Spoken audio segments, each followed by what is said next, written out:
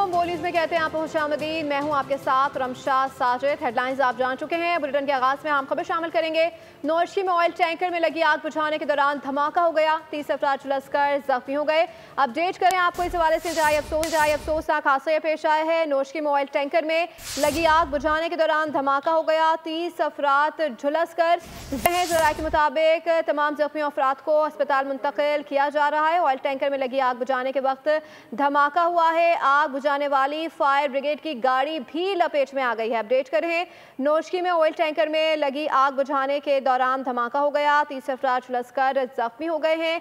तमाम जख्मियों को अस्पताल मुंतकिल किया जा रहा है। नौशकी में ऑयल टैंकर में लगी आग बुझाने के दौरान धमाका हुआ है। इंतहाई अफसोसनाक के हादसा पेश आया है, 30 अफराद झुलसकर जख्मी हो गए हैं, जिनको अस्पताल मुंतकिल किया जा रहा है। ऑयल टैंकर में लगी आग ने फायर ब्रिगेड की गाड़ी को भी अपनी लपेट में ले लिया है। नौशकी में ऑयल टैंकर में लगी आग बुझाने के दौरान धमाका हुआ, 30 अफराद झुलसकर जख्मी हो गए हैं। इंतहाई अफसोसनाक हादसा पेश आया है। अपडेट कर रहे हैं आपको इस हवाले से। नौशकी में ऑयल टैंकर में लगी आग बुझाने के दौरान धमाका हो गया, 30 अफराद झुलसकर जख्मी हो गए हैं। मजीद जानते हैं नुमाइंदा बोल न्यूज़ सरफराज सोलंगी से। जी सरफराज, बताइए गए तमाम तर मामला कैसे पेश आया? जी, ये नौशकी का इलाका है जहां पर ऑयल टैंकर में आग भड़क उठी है और आग भड़क उठने से जो है वो जोरदार धमाका हुआ है।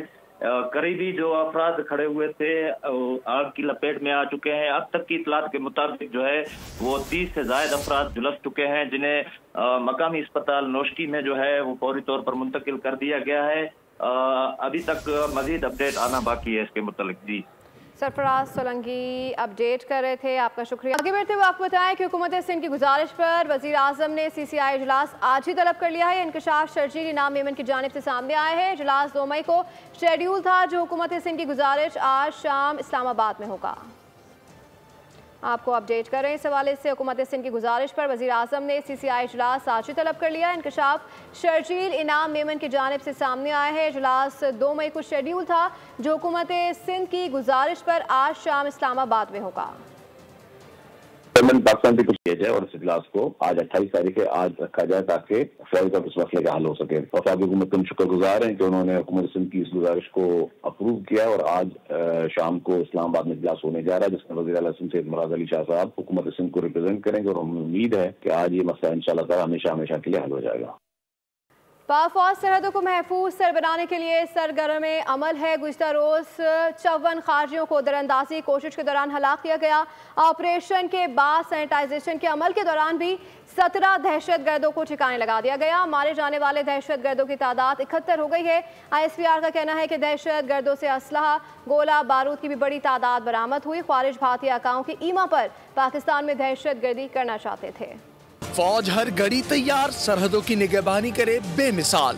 भारतीय ईमा पर तैयार की गई दहशतगर्दी की बड़ी साजिश नाकाम। शुमाली वजीरिस्तान के पाक अफगान सरहदी इलाके हसन खेल में पाक फौज की बड़ी कार्रवाई। सैनिटाइजेशन ऑपरेशन के दौरान मजीद 17 खारजियों को जहन्नुम वासिल कर दिया गया। ISPR के मुताबिक मारे जाने वाले दहशतगर्दों से हथियार, एमुनेशन और गोले बारूद बरामद किया गया है।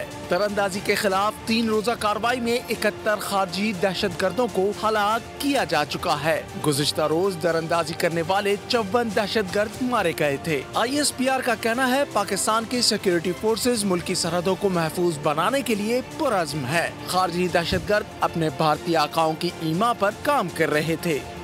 पहलगाम नाम निहात वाक़े पर बोल न्यूज़ की हक और सच पर मबनी खरी रिपोर्टिंग पर भारत बिलबिला उठा। मोदी सरकार ने बोल न्यूज़ पर पाबंदी लगा दी। नई दिल्ली में मोदी सरकार की घबराहट ही एक बार फिर दुनिया के सामने आ गई। भारतीय वज़ारत दाखिला की सिफारिश पर बोल न्यूज़ समेत 16 पाकिस्तानी YouTube और न्यूज़ चैनल पर पाबंदी आयद की गई है। हक और सच पर मबनी खरी रिपोर्टिंग पर भारत की बौखलाहट, बोल न्यूज़ पर पाबंदी लगा दी।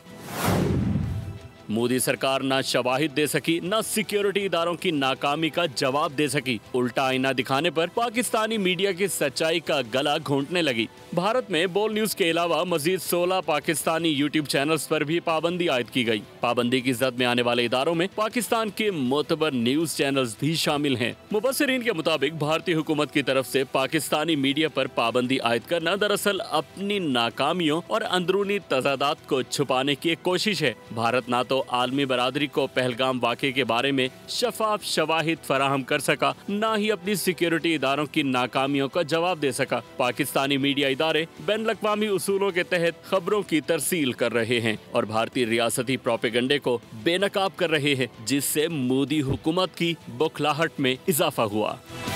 पहलगाम ड्रामा मोदी के गले पड़ गया। अपनी आवाम ने ये सवालात उठा दिए। कांग्रेस रुकने वाक़े का पूरा जिम्मेदार मोदी इंतजामिया को करार दे दिया। भोजपुरी गुलकारा नेहा सिंह राठौर ने वीडियो पैगाम में मोदी के सच को आश्कार कर दिया। मोदी जी, ये सारी दहशतगर्दी आप ही के दौर में क्यों हो जाती है? भारतीय हाउस वाइफ भी सीखपा हो गई। भारतीय रियासत महाराष्ट्र से कांग्रेस के MLA विजय वाडेतिवार ने भी मोदी सरकार को चार्जशीट कर दिया। तिवार ने सवाल उठाकर मोदी सरकार को थप्पड़ रसीद कर दिया। सवाल किया कि जहां वाकया पेश आया वहां सिक्योरिटी क्यों नहीं थी? हमलावर 200 किलोमीटर तक अंदर आ गए तो भारतीय इंटेलिजेंस क्या कर रही थी? कांग्रेस MLA वाडेतिवार ने कहा कि यह सब भारतीय सरकार की नाकामी है, जिस पर कोई बात नहीं कर रहा। दूसरी जानिब एक भारतीय भोजपुरी गुलकारा और हाउसवाइफ ने सवाल उठाते हुए मोदी सरकार के ड्रामे का पर्दाचाक कर दिया। भोजपुरी गुलकारा ने कहा कि पहलगाम हमले को रोकने की नाकामी पर मोदी सरकार से अभी तक कोई इस्तीफा क्यों नहीं आया? आप पाकिस्तान का पानी रोकने के दावे कर रहे हैं, आपने अभी तक दहशतगर्दों को क्यों नहीं पकड़ा? इसके साथ बुलेटिन से फिर बस इतना ही। मज़ीद बाखबर रहने के लिए विजिट कर सकते हैं हमारी वेबसाइट bolnews.com। देखते रहिए। सब्सक्राइब करें और बेल दबाएं ताकि कोई खबर रह न जाए।